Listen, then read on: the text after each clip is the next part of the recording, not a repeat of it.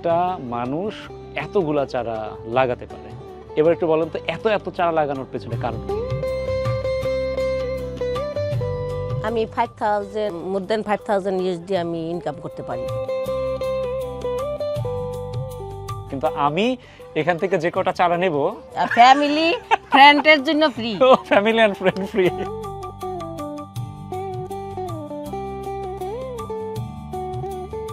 আপনারা একটু দর্শক আপনারা দেখুন, এটা কি, এটা কত মাসের? এই যে কয়েক মাস।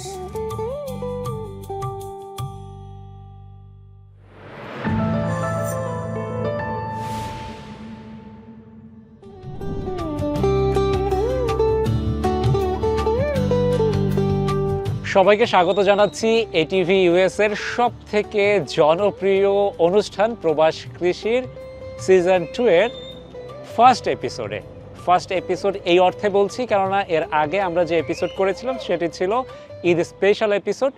আর যেহেতু আমি একদম এই সিজন 2 এর প্রথম পর্ব করছি, সুতরাং আপনারা বুঝতেই পারছেন এই প্রথম পর্ব বিশেষ কিছু এই অর্থে, কারণ আমাদের সিজন 1 যারা দেখেছেন সেখানে আপনাদের মনে আছে কিনা জানি না, আমি এক গাছ পাগলিকে দিয়ে দেখিয়েছিলাম। আমরা সিজন 2 এর প্রথম এপিসোডে সেই গাছ পাগলির বাড়িতে এসেছি। তাকে কেন গাছ পাগলি বলছি সেটি আপনারা বুঝতে পারবেন এই মৌসুমের শুরুতেই তার ঘরের আঙিনা দেখলে। একদম রীতিমতো একটি নার্সারি বানিয়ে তুলেছেন তার সামান্যতম জায়গা, কিন্তু তিনি এত হাজার হাজার গাছের চারা রোপণ করেছেন যা দেখলে যে কারো চোখ কপাল উঠবে। চলুন কথা না বাড়িয়ে শুরু করি স্পেশাল এই এপিসোডটি।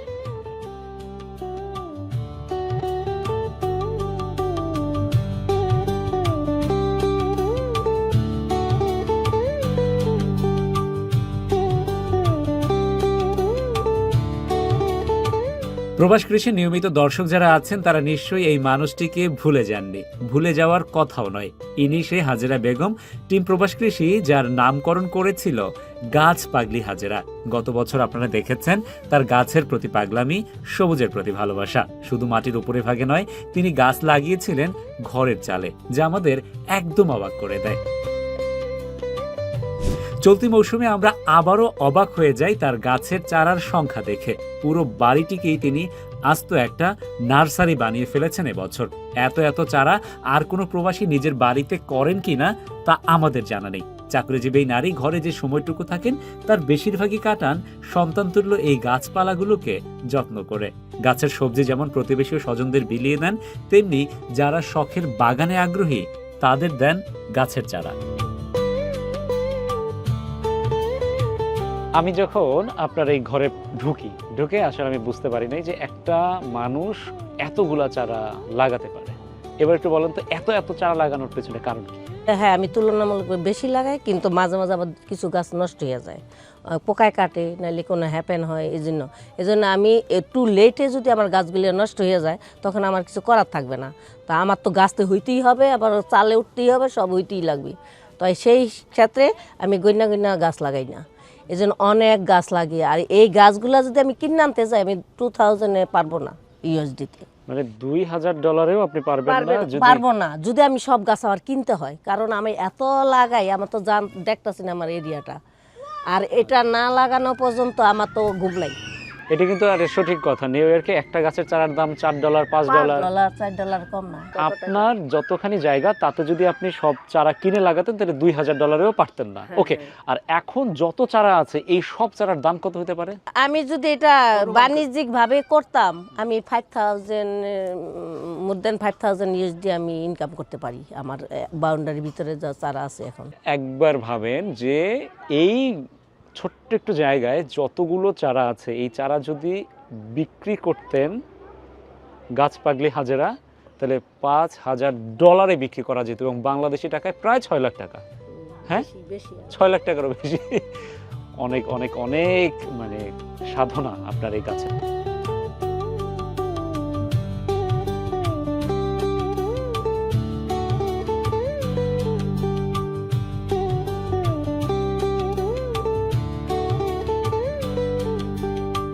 তবে আমি যে একবারে কিছু করি না তাও না, সত্যি কথাটা বলতে হয়। আমি যে এত কিছু করতেছি, যে মাটি কিনতেছি, ঠিক আছে, এই বছর আমি 1000 টাকা অলরেডি খরচ করছি। তবে আমার খরচটা এসে যায় সামহাও, যাই নেয় বিবেচনা কইরা নিয়ে আমার কিছু দেয়, খরচটা আসে, আবার খরচটা আসে। আসে। ও, খুবই ভালো লাগলো। কিন্তু আমি এখান থেকে যে কটা চারা নেব, এটা anything welcome, anything free, family ফ্রেন্ডের জন্য free, family and friend free. আর সামবডি এলস ইন্টারেস্ট থাকলে আমার এনি কাইন্ডের চারা আছে, নিতে পারেন।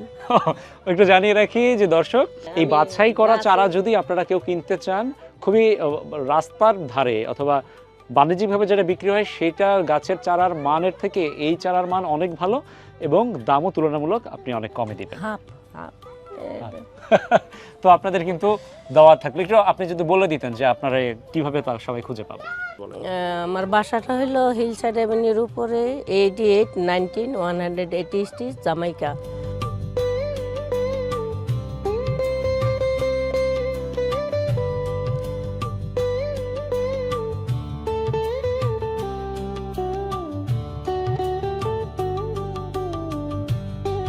এবার এটা হলো আমার গ্রেপস গার্ডেন।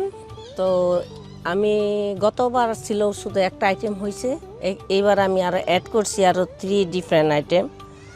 এই যে এটা নতুন হইতেছে এবার, ওই যে আরেকটা নতুন, এগুলি ডিফারেন্ট গ্রেপস। আমার তো জায়গার স্বল্পতার কারণে আমি একসাথে রাখছি, কিছু করার নেই। আমার সবচেয়ে আনন্দের বিষয়, এটা আমার একটা গ্র্যান্ড ডটার আছে, নাতিন বলি যেটাকে, খুব এনজয় করে খায়।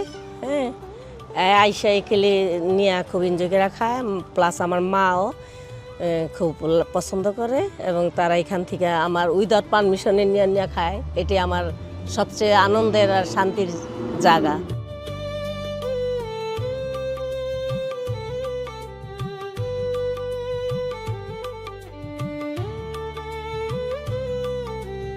এখন এই যে এটা হলো আমার সন্তান বলেন আর নাতিন বলেন আর নাতি বলেন, এর চেয়ে কম না এই গাছগুলো আমার।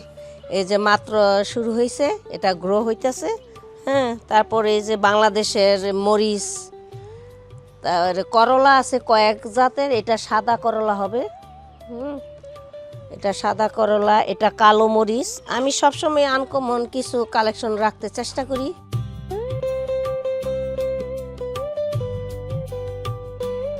তো এটা হইলো ঝিঙ্গা গাছ, আমি ঝিঙ্গাই বলি, এটা অনেকে অনেক নাম বলে, জুকুনি নাকি টিকি বলে জানি না।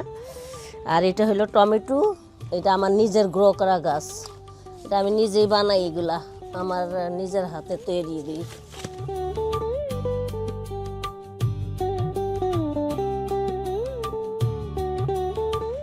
এটা হইলো কহি, বাংলাদেশে কহি বলি, আর এখানে কি বলে আর একটা কি জানি নাম বলে। তো এটা আমার এই কহি গাছ। আর এইগুলি হলো বটবটি, লোব্বা বলে, বটবটি বলে, যেগুলি এদিক দিয়ে উঠা যাবে সাইডটা, এগুলি বটবটি গাছ। হ্যাঁ, আর এগুলি সব ধনিয়া পাতা, সরিষা, এগুলি টেম্পোরারি হয়েছে, এগুলি উঠা, এই গাছগুলি যখন উপরে উঠবে তখন এগুলি আবার সরাই নিয়ে যাব, খাওয়া হয়ে যাব। এই যে আমার চারার জগতে এগুলি সব লাউ গাছ।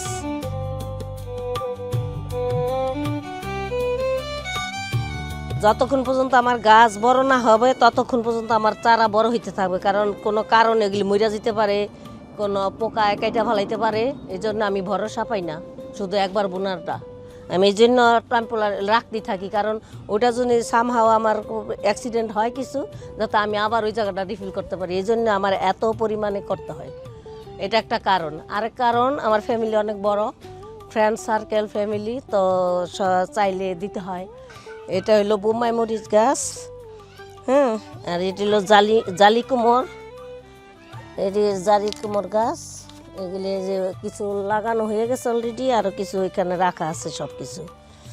হ্যাঁ, আরও শসা গাছ আছে, এটা বড় বোনের বাসা থেকে পাঠাইছে, আমার আছে কিছু বুনে ফেলাইছি অলরেডি। আর এইটা হইলো আমার দুন্দুল গাছ।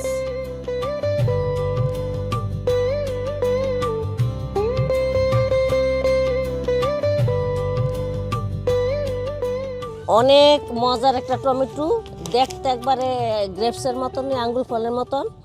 হ্যাঁ, মিষ্টিটাও আঙ্গুর ফলের চেয়ে আরও টেস্টি।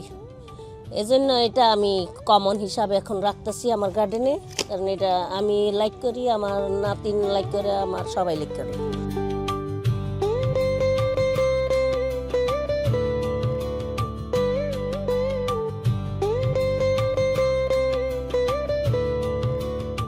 আর এই যে এগুলি রাখছি, এটি বোম্বাই মরিচ, এগুলি সেপারেট করে করে এখন ই করতে হবে।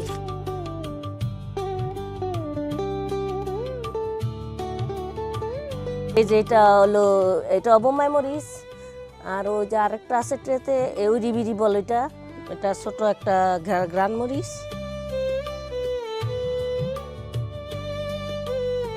এই যে আমার আগে প্রথম যেই করলা গাছগুলো লাগাইছি, মাশাল্লাহ এখন উপরের দিকে উঠতেছে।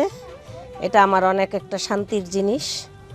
হ্যাঁ, আমি কাজের থেকে আইসা শুধু কোনো রকম খাওয়া আর নামাজ পড়ার জন্য ঘর, এছাড়া আমার রাত্র একটা হোক, ছুটির দিন আসলে 2টা বা ভোররাত্র পর্যন্ত আমি এখানেই থাকি, কারণ এই ছাড়া আমার মনের ভিতরে তৃপ্তির জায়গা থাকে না তখন। এখানে হলো যে জালি কুমোর, এটা উঠতেছে এখন, এগুলি এই দিয়া সুতা দিয়ে উপর দিকে ক্লাইম করে দিতে হবে। আর এখানে আমার জায়গার স্বল্পতার কারণে একই সাথে 2টা জিনিস রাখা হয়েছে। এখানে আমি পার্টিশন দিব অবশ্য, এখন এটা করা হয় নাই। এই লাউ গাছের অনেক যত্ন করতে হয়, আর কোমর গাছে পানি না দিলে ভালো, যত্ন করতে হয় না। কিন্তু আমার এইগুলি চালে উঠে যাবে, আর এই লাউ গাছগুলি জাংলায় যাবে। তো আমার মাটি নাই, তো সব হলো পাকা, আমার পুরো বাড়িটি পাকার উপরেই। তো আমি এইগুলি টবগুলি বানাইয়া প্লাস কিনা আমি পাকার উপরে এইগুলি করি। তো অনেক হয়, যত্ন বেশি করতে হয় যদিও, তারপর করতে তো নেশা থাকলে যা হয় তাই করতে তো হয়।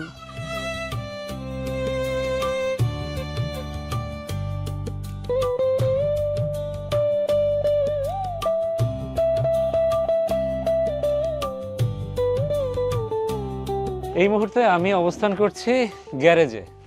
তো গ্যারেজে এই এই জিনিসটা দেখে আমার একদম মানে আমি বুঝতে পারছি না। আপনারা একটু দর্শক আপনারা দেখুন, এটা কি, এটা কত মাসের? এই যে কয়েক মাস, কয়েক মাস ধরে বাড়িতে যেসব ডিম খেয়েছেন খোসাগুলো সব জমিয়ে রেখেছেন, তারপরে সব কি এখানে না আরো আছে? আর এদিক সেদিক আছে।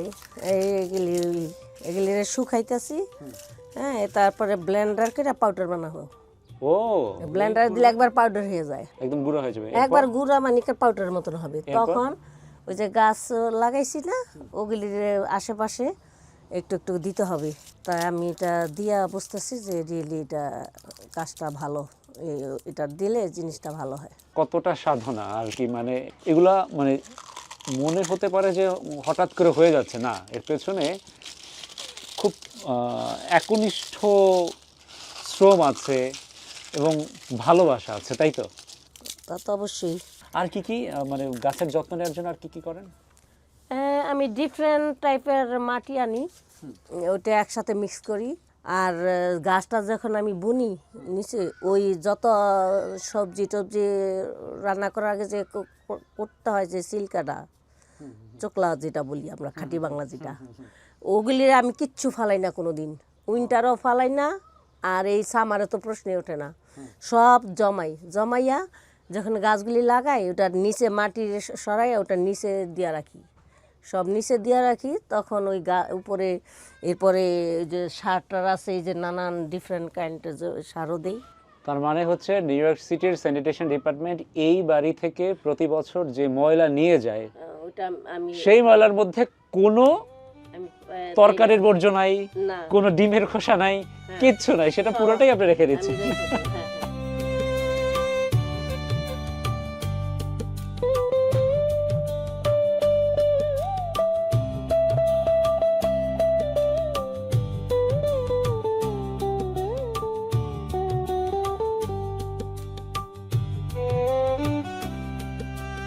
এতক্ষণ এই যে হন্তদন্ত হয়ে একদম ঝাঁপায়া পড়লেন, পরে এসব কি তুললেন? এগুলো কি পাতা?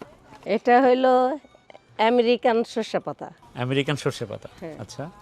এটা বাংলাদেশে হয়তো এত বড় পাতা দেখি নাই, হ্যাঁ, কিন্তু এখানে এটা দেখতেছি এবং গ্রো কইরা এটা খাইতেছি, তো বাংলাদেশে সবসময় রান্না করে খাইতাম। ডিফারেন্ট এটাই, এখানে আমরা এখানে রান্না করতে হয় না। আচ্ছা, এই যে উঠাইছি ফ্রেশটা, এখানে ধনিয়া পাতা ছিললাম, এর একসাথে ধুইয়া কাঁচা পেঁয়াজ দিয়া আর মরিচ শুকনা মরিচ হলে ঘ্রানটা আর একটু ডিফারেন্ট, কাঁচা মরিচ দিয়েও খাইতে পারেন, যার যার ইচ্ছা। তাই আপনি যদি খান এইভাবে, আপনার ঠান্ডা যদি থাকে, আপনার নাক মুখ দিয়া পানি আসবে, মনে হইব যে আপনি একটা ফ্রেশ কিছু খাইছেন, আপনার মাথাটা কোনো থাকলো আপনার মাথা ধরে থাকলে ছেড়ে অনেক আপনার ঠান্ডার জন্য হেল্প, এটা সবচেয়ে বলে। তার মানে হচ্ছে এই আমেরিকান সর্ষে পাতার সাথে ধনিয়া পাতাটা হলো ফ্লেভারের জন্য। বাহ, চমৎকার চমৎকার একটা রেসিপি। এই যে আমেরিকান সর্ষে পাতা সঙ্গে হচ্ছে ধনে পাতা, এটা হচ্ছে কাঁচা মরিচ অথবা শুকনা মরিচ দিয়ে কাঁচা পেঁয়াজ দিয়ে, এবং তেল দিতে হবে কি তেল? সরিষার তেল। সরিষার তেল। বাহ, অনেক ধন্যবাদ। চমৎকার একটা রেসিপি বললেন, এবং এটা আমার জন্য, তাই? হ্যাঁ হ্যাঁ, এখন আপনাকে করি আমি খাওয়াই দিব, এবং হ্যাঁ এখন ভাবির জন্য দিয়ে দিব, অনেক এখনই রেডি করে দিতে।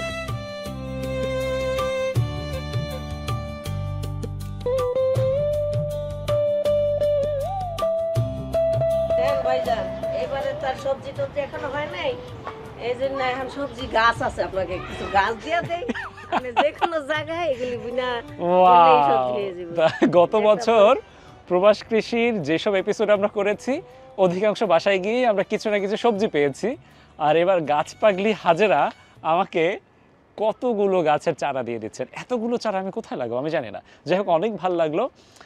গাছের প্রতি ভালোবাসা এভাবে অব্যাহত থাকুক আপনার, এবং পাশাপাশি এই ভালোবাসা সবার মধ্যে ছড়িয়ে পড়ুক। অনেক ধন্যবাদ এবার আমাদেরকে সময় দেওয়ার জন্য, পাশাপাশি এই গাছের চারাগুলো দেওয়ার জন্য। দর্শক, আপনারও যদি এরকম ছোটোখাটো বাগান থেকে থাকে, গাছের প্রতি ভালোবাসা থেকে থাকে, তাহলে আর দেরি কেন? পর্দায় দেখানো নাম্বারে যোগাযোগ করুন। টিম প্রবাস কৃষি চলে আসবে আপনার আঙিনায়। সবাই ভালো থাকুন, সুস্থ থাকুন, সঙ্গে থাকুন এটিভি ইউএস এর।